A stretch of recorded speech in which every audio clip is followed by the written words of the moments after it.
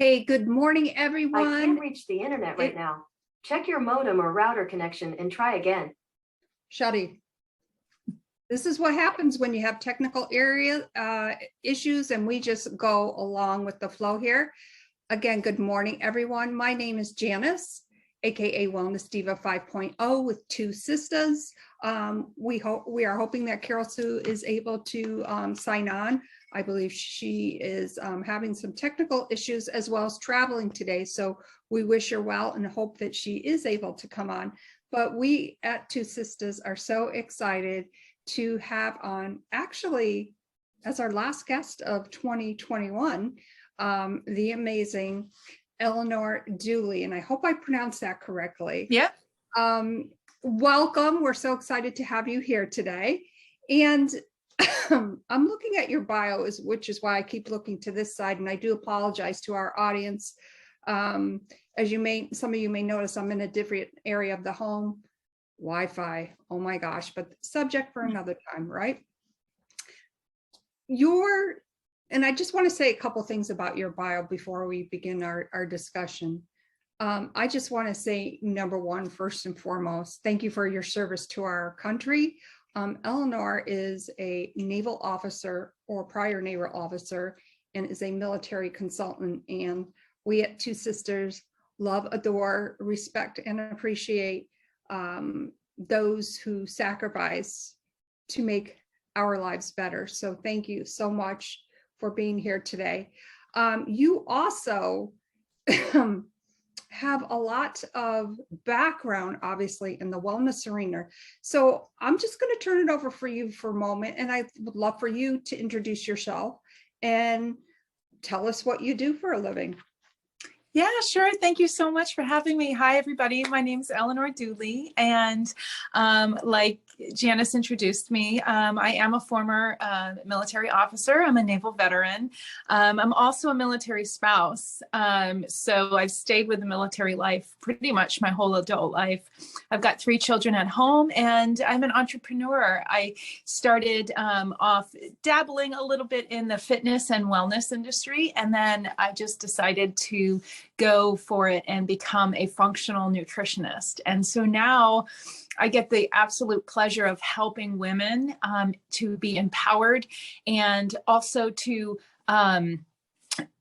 advocate, that's the word I'm looking for, advocate for themselves when it comes to their bodies and understanding the complexities of what's going on so that they can support and take care of themselves so they can do all the wonderful things that they desire to do in their lives. That is wonderful. And obviously, along with being you're a board certified nutrition specialist, certified holistic health coach, and so many other things, as well as being an AFPA certified personal trainer and group fitness trainer, integrative nutritionist, and health coach. And your business is nourishingnutrition.net, correct? That's correct, yeah. And I'm sure I'm forgetting something in the midst of that. So obviously your love of wellness through fitness and nutrition. I guess the big question that I want to start out with is, when you get to your point in your life, especially as such from such a distinguished career as a naval officer and still being, like you said, a military spouse, what enlightened you to say, this is the direction that I want to go? So it really started, with me. It started with being at home with 3 kids. Basically, my spouse was deployed most of the time, good portions of the year. So, being basically in charge of the household, I needed more from myself, because just kind of going through the motions and existing as a mom and a spouse, it became so overwhelming. And, kudos to all of you out there that can relate to that. And those of you that are in different fields that can relate to that. But the experience of, how am I going to get through this? How am I going to physically wake up each morning and be there for my kids, other spouses, for my husband? Because I was showing up for everybody, but I wasn't showing up for me. Mm. And so, I had the ups and downs of, oh, I'm going to work out and I'm going to eat healthy, or what I thought was healthy at the time. And really just kind of burnt myself out, ran myself into the ground. My hormones were all over the place. And I just was so like broken and unhappy. And I knew that there was a better way. There had to be, because this isn't the life that, I dreamed about. And so I started taking the time and I always call it like peeling back the onion of what is the root cause? What is really underneath this overwhelm? Because I wasn't unhappy. I just couldn't get aligned. And so I did a lot of work on myself. I did a lot of examining what is making me the way that I am physically, like the physiology of my body, the stage in my life. I've had 3 children. I was entering my, end of my 30s into my 40s at the time. And, I realized that the life I was living then was not the same life that I lived 10 years ago or 20 years ago, or will be living in 10 years. So what is it about that stage in my life that needs the most support? And so I just started kind of digging and healing myself and looking at things that felt good for me. And if it felt good, then I was able to feel the alignment with it. If it didn't feel good, for example, like dieting, elimination dieting, taking things out, being super rigid and not compassionate with myself, that didn't feel good. And I could only sustain it for so long before I just kind of gave in and looked at myself as a failure of that, not being able to carry that through. Oh, it's just another thing I'm not able to complete. And shifting the narrative and the perspective of, it's not supposed to, that stuff doesn't feel good for me, so it's not a match. And being okay with letting go of those, really that toxic environment of the perpetual state of not being good enough. And that I'm a recovering perfectionist in all areas of my life. So I'm learning to more take care of me, because if it feels good, then that's the stuff I want to keep doing. Exactly. And some key things I want to point out, which I really was gravitating toward, and how I felt in my personal journey about the dieting aspect and having compassion for ourselves. Because I think too, as women, I'm sure men go through this not probably as bad as women do, but is that opportunity to be gentle and kind to ourselves. Perhaps we've put on a couple pounds and it's like, oh my God, well, now I have to go on a diet and I have to do this.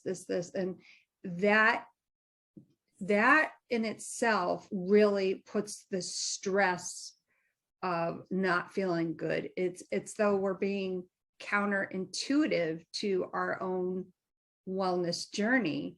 And I think that's really important for women to realize that, okay, we put on a couple pounds, big deal. All right, but to realize, notice, and do those things that feel good to us. It's almost and realizing it's not a punishment. Like, it's not me against my body. Like it's your body is the most beautiful, miraculous gift that is sole purpose is to keep you alive and to keep you safe. And if we're gaining weight, or if we're having migraines, or if we're having really bad period pain or menopausal pains, it's your body's way of telling you that something's not aligned. And if you continue doing the things that keep you out of alignment, then these pains, these clues, they keep coming up. And rather than sort of, punishing your body for telling you these signs by, medicating to ignore symptoms, whether it's just continuing down a path that's not supportive, then we are working against our body. And it will never feel good to work against your body. It will never feel good. That is so true. And with that journey, I think one thing that I would like to point out, I know, for instance, and I'm referring to myself, is that when I'm that type of a person that, and just to back up a little bit, went through my own wellness journey, of course, lost over 100 pounds, and I've kept it off. But there are times, for instance, when I injured my hip and I couldn't work out, where I did gain a little bit weight. I am one of those women that if I don't stay on my diet, if I don't exercise every day, that's what keeps my weight at a status quo where I feel the healthiest. It's almost a very vicious cycle. I mean, it is a vicious cycle. But to recognize that, and now that I'm a little bit older, I think that instead of, okay, I can't get my workout in right now, I take notice of that, but I don't beat myself up. And that took me a long time to get to there. So I'm wondering, for instance, with the clients that you work with, the women that you work with, when somebody comes to you, for instance, and maybe describe something similar that they're going through, what are, some tips that you can give, or that you would coach your client on how to kind of work with it and get past that point to be gentle and kind to yourself? Yeah. So what's kind of unique about what I'm able to offer, which I'm so grateful that this is the path that I'm on, because I'm able to offer the answers to the questions that women have been asking their doctors for decades. And by that, I mean functional testing. Testing the way that your body creates hormones and the way it synthesizes, it gets them out of your body throughout a day. So whether you're fatigued all the time, whether you are experiencing different symptoms, whether it's weight gain, certain times of the month, different things happen to you. You get more energy one day and then you bone tired the next. I'm able to take a look at the way your hormones are created in your body and look at if something is not firing on all cylinders, right? If something is misaligned. And with that, so we're getting to the root cause. We're not going, oh, you have a symptom. Let's fix the symptom. So if the symptom is increased belly fat, or you're feeling sluggish, or, if those are the symptoms, of course, we could say, well, if you're feeling sluggish, if you have a cup of coffee, that's going to help get you through. But it doesn't actually address why you're sluggish, or why you are in a brain fog, or why you have period pain or hot flashes. So it's actually getting underneath. We call it underneath the hood, right? We're looking at what are the parts that are all working together, and something is sort of out of alignment. We just need to address. And so, things that help women is actually looking at the energy that your body creates in the day. How are you utilizing it? Are you even making enough? If you're not making enough, then that maybe we trace it back to, are you getting enough nutrients in your diet? Are you getting enough rest, full rest? Not just when you close your eyes in bed, but is your body resting and repairing and restoring and detoxing? So there's a lot of things that go on that we kind of gloss over in our lives. Like, we go to bed, we wake up, and then we live our lives. But there's so much going on in our bodies, especially women, and especially between the ages of 40 and 60. There's so much happening at any stage that we don't really think about. We don't really go, my body probably needs a little bit more support today. So, maybe I do stay on the couch and relax so that tomorrow I've got the energy that I need for such and such. So there's a lot of science behind it. I like to combine nutrition with intuition. So what is your body telling you? Because I can't tell you what your body's telling you. You can tell me, and then I can help us sort it out. I love that. And I want to start with the nutrition. What we put in our bodies obviously is paramount. And it's not so much as, oh, I'm going to have this chocolate cake, but what are the good things that I can substitute for that? And I think there's always ways around it. but the nutrition aspect of it, I wish that I wish I knew now what I knew, back then, type of thing.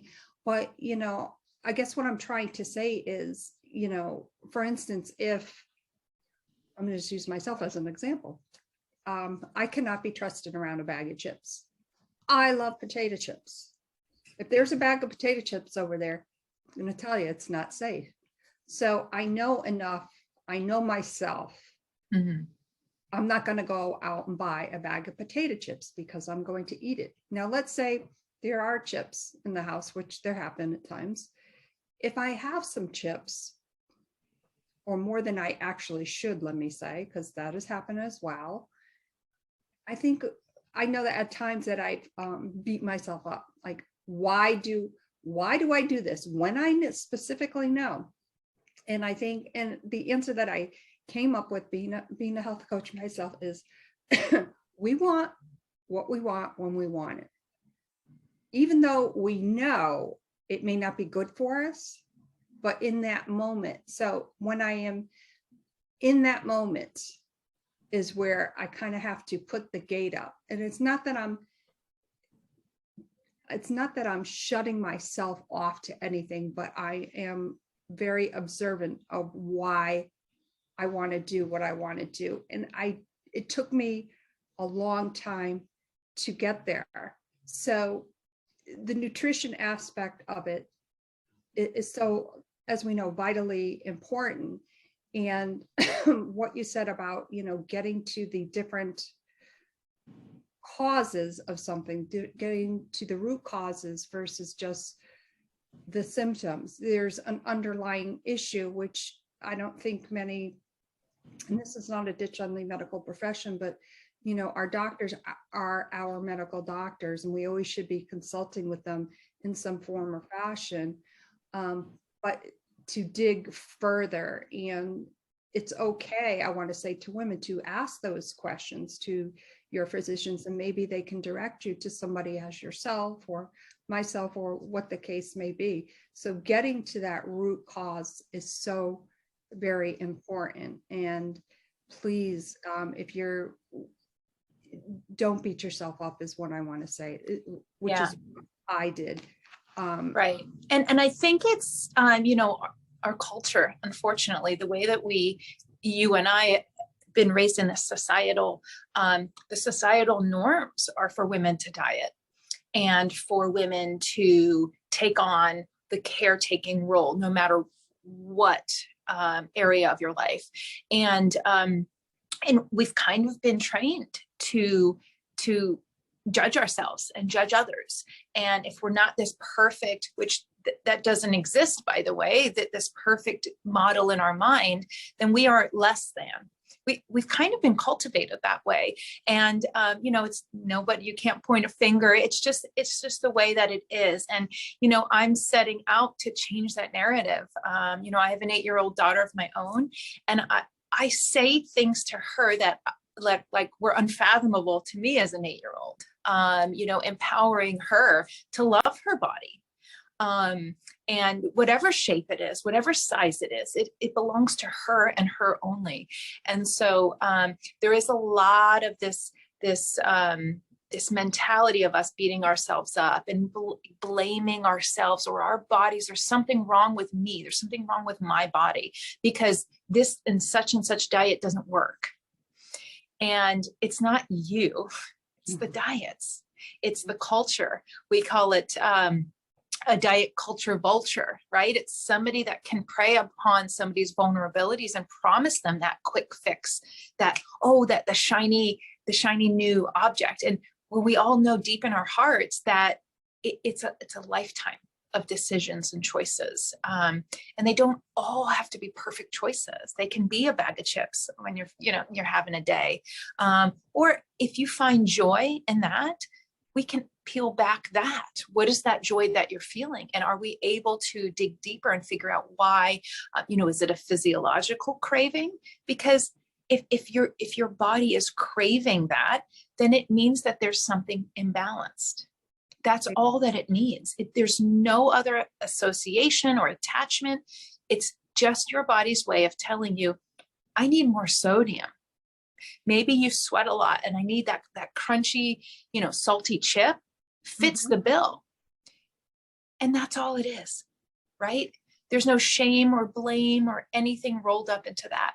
It's how can we rebalance what's in our diet and what we're putting in our body so that maybe we don't have that inclination to reach for foods that we know don't serve us. That is so true. And when you were describing that, I'm like, yep. I was right there with you. But I think, and of course, an excellent and good reminder for myself, but for those listening or viewing, and, to get to that point is sometimes very difficult, knowing that there's an underlying issue for that, but not to beat yourself up and use that as a default, but to kind of work with it or work with someone who can help you dive into that. So I also know that obviously that you're a certified personal trainer. Yeah. Do you coach your clients with, I assume, fitness type of regimens that complement or work with their lifestyles? I don't. So I have that experience in education so that I can speak to it. I don't, per se write out workouts for people. I do, associate with people that's their main profession. But I have an understanding of how that piece fits in to your daily life. So, if you don't work out at all and you're like, how could I even possibly get off this couch? I can speak to the fact of, okay, let's get started with one walk. Right? Let's get started with taking the baby steps instead of looking at that, the end of a marathon going, there's no way I can go from this to that, because that is setting yourself up for something that's not sustainable. So, I don't write workouts per se, but I have an understanding of the power of strength training for muscle development for women 40 to 60, because that's the prime time when we start losing muscle. Just naturally, just nature, our body's muscle, we lose our muscle at a rate of 3 to 5% over 10 years, so a decade. So unless we use strength training and we properly fuel. And that's why when you see elderly women, you see some of them are, strong in stature and are looking, young and sprite. And you see some that maybe are hunched over or are very frail. And you wonder, like, what is the difference between those two? And it's strength training and it's fuel it's protein for your muscles. So, there's a lot of other factors at play. But that's what happens to the female body naturally. Right. And I'm so glad that you mentioned strength training, because often in my travels, I kickbox pretty much every day. And sometimes when I go into the studio, I will hear a discussion about 1 pound of muscle and 1 pound of fat.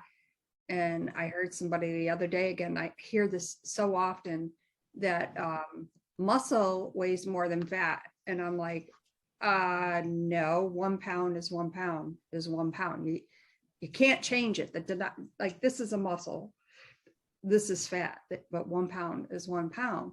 And I don't think that women necessarily understand that. And I think sometimes when they think strength training, like, oh, I don't want to, be all bulked up. Some women are, but that's on the, like, for instance, I have a friend that who works out all the time. So she's a female, obviously, very, very muscular. I don't want to be that muscular, but I want to continue to build up my strength and keep that muscle formation going. And there in my journey, now I went through my wellness journey in my early 40s. I'll be 60 in a few months. Oh my God, for me to say that out loud. But what I'm trying to get at is, I think that we, don't realize the importance of that sometimes until it's too late. So along with doing my workouts, and it's not and I tell people, don't run out and buy all sorts of equipment and this and that. You know, it could be something just as simple as exercise bands where you can, like maybe after your walk, you know, get in a little bit of muscle, a little bit of strength training, you know, that does the muscle good. But in my journey too, which I think is real important to say, we're so focused on that number on the scale, right? That we don't realize a lot of times that we're building muscle and losing fat. So your weight may stay the same or it may go up a little bit, but it's because you're building muscles. And right. And yeah, one thing I say to my clients that are I think women are particularly hung up on a number.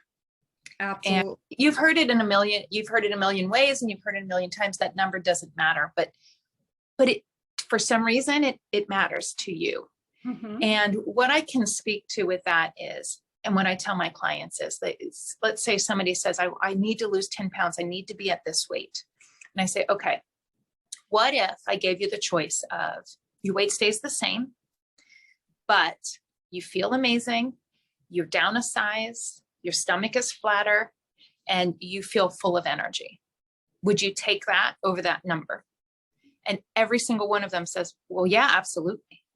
And I say, so that number doesn't have the power that you're giving it. Look at it in a different perspective, because it's a supportive perspective. It's because, let me tell you, if you drink water, okay, 1 gallon of water is 7 pounds. Okay, you can put it on a scale. So if you're drinking water when you're working out, and you're drinking tea, and you're drinking, you're drinking throughout the day, your body can choose to hold on to that water. Okay. And so that has no bearing on how much body fat you have and how much muscle you have. That's just adding in to the number. So when you think about it that way, it would be like stepping on a scale and holding a glass of water. And you're like, oh, look, I lost 2 pounds because you put the glass of water over on the counter. So when you get hung up on that number, think of shifting the perspective and going, how can I feel better and be more confident in my skin? And that number have nothing to do with it. Oh my gosh, I love, and thank you so much for how you describe that, because, hearing that, living it and seeing it, sometimes it's all kind of stuck in the mucky muck. And what I want to say too about these new scales is that a lot of times they have that breakdown of what your body fat is and what your muscle fat, muscle ratios and all that stuff. So look at that and keep an eye on that. Don't specifically look at your weight number, but keep your eye on those things, and that will be a gauge as well. Oh my gosh, such great information, Eleanor. Amazing. Thank you. How can our viewers and listeners get a hold of you? I would love to invite all of you. I have a Facebook community that's free. It's called Clean Eating to Tame Inflammation. It's a community where I get to interact with women in there and answer questions and be present with them. I also, you can follow me on Instagram at Nourishing Nutrition LLC. And you can reach out to me on any of those avenues. That'll be wonderful. And I'll make sure that I get your links not only in the show notes, but in the bottom of the live of this video. So yeah. Before we kind of round up our discussion, are there any tips that you can, specifically as we go into the holiday season, what are some things, for instance, that maybe you do for yourself that you have suggested to your clients? I always love learning about different tips and tricks from other health coaches and nutritionists. Yeah. I mean, it's kind of simple, and that's one of them. Keep it simple. Like, I'm not going to complicate, complicating my days and my meals and my holidays with, well, if I have 2 cookies here, I can run it off here. I don't make deals with myself anymore. I say, I'm going to enjoy this moment.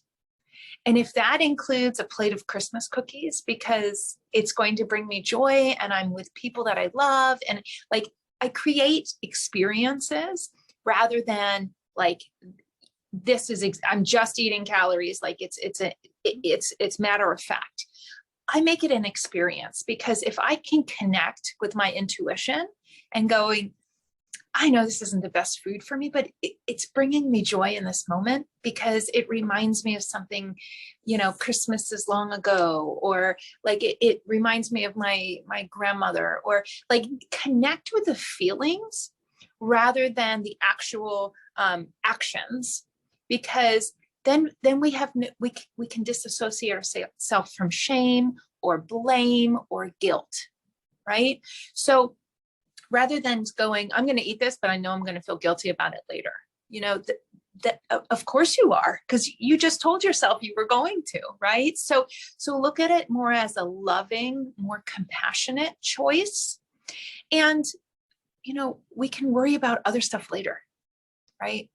Enjoy the moment, be present in the moment, because that's the things that I look back on sometimes with guilt of like, man, I really wish I wasn't so hung up on X, Y, and Z, because I would have looked around and enjoyed the people that I was with. So look at it as an experience and connect with people and yourself rather than getting hung up on the semantics. And that's through this season, right? The next season is going to be spring, when everything's new and full of energy. And that's when we can focus on things that feel in alignment with us. And for me, that's when I really get motivated in the gym and being active and being outside. In the winter, I just do not feel like that. And for years, I would beat myself up for not wanting to work out every single day. And it didn't feel natural to me. And this year, I finally kind of accepted it. And now I'm enjoying it so much more, because I'm going, this is the season where I like to rest. There's not a lot of sunlight. I'm active during the sunlight hours. And then I rest and repair and restore in the nighttime hours. So kind of a long answer, but enjoy the moment, enjoy and connect with yourself, and disconnect from those toxic relationships with food and exercise and the do's and the don'ts, because that's what keeps you in that negative energy and keeps you from connecting. You know what? And when you were saying that, by the way, I just want to point out to you, like, your face lit up, and that just wow, solidified everything you said. One thing that I do want to circle back on, and before we sign off, is the shiny objects you had mentioned, and I did want to address that. There are so many shiny objects out there, and all I want to say to anybody, that sees that, like, oh, let me click on that. Please don't do it. Take a few moments, because it's stuff like that is, and I know through experience. Me too. Me too. And now we hear, the COVID-15, the COVID-20. Don't buy into something like that. Use your money for maybe that set of weights that you want to buy at some point. Use it constructively. Don't beat yourself up with shiny objects that will just sit in the background for a while. And I've found I invest in myself in a way that does it make me grow as a person? And does it teach me something? Mm-hmm. And that's why I created programs for my clients that empower them to do better and to learn more, not just follow this exact thing and this is the result I'm promising you. Whether you get it or not, I don't care. And I believe that I work one-on-one. I work to find out exactly what helps you. Mm-hmm. And that's the difference between the shiny, because they speak to your vulnerabilities. And that's the part that I think is super icky and shameful about the marketing and the fitness culture and weight loss diet culture vultures, like that. They speak to something that makes you feel vulnerable. And I want to empower you and your listeners is it going to make you better? Mm-hmm. Is it going to make you learn something? Is it going to make you stand up and go, I'm taking charge of this now, in a way that is healing and supportive? And that's one thing I wanted to let you guys know, that I'm creating a hormone happiness project starting in January. So if you're looking for ways to really learn and grow, I have the wait list is open, and I'm happy to share that with you and invite you all to invest in something that is going to make you a better person. That is wonderful. And I'm so glad that I circled back to that, because I think a lot of people are feeling that vulnerability. So thank you so much for sharing that. Folks, we've had an amazing discussion this morning. And again, I do apologize for the lighting, the issues and whatnot, but it just shows the real, authentic and rawness of why Carol Sue and I are so passionate about what we do, our love of wellness through fitness and nutrition and all things encompassing that. So on that note, this is Wealth Wellness Wednesday. We are minus a sister, but my sister is always here in my heart. And we will see you tomorrow. Again, I want to thank Eleanor for being our guest today, for rounding out our 2021 podcast guests. It has been our honor and privilege. An officer and a dynamic woman. Thank you so much, Eleanor. Thank you, Janice. I'm so grateful to be here and connect with all of you. I'm so grateful, and maybe next time I'll get to meet your wonderful sister. Yes, absolutely. So remember, everybody, Wealth Wellness Wednesday. It's not about what you give. It's about creating that ripple effect. Maybe it's that older couple behind you that is maybe short $5 on their grocery bill. Pay it forward. Maybe it's that guy behind you at Cumberland's. I always use Cumbies because I love their coffee. Maybe it's a veteran walking in and you pay for their coffee. Create that ripple effect. It's amazing when you get to see that and feel it. My name is Janice, aka Wellness Diva 5.0, Two Sisters on Wealth Wellness Wednesday. Thank you again, Eleanor, and we look forward to having you on again very soon. Bye, everyone. Have a great day. Bye.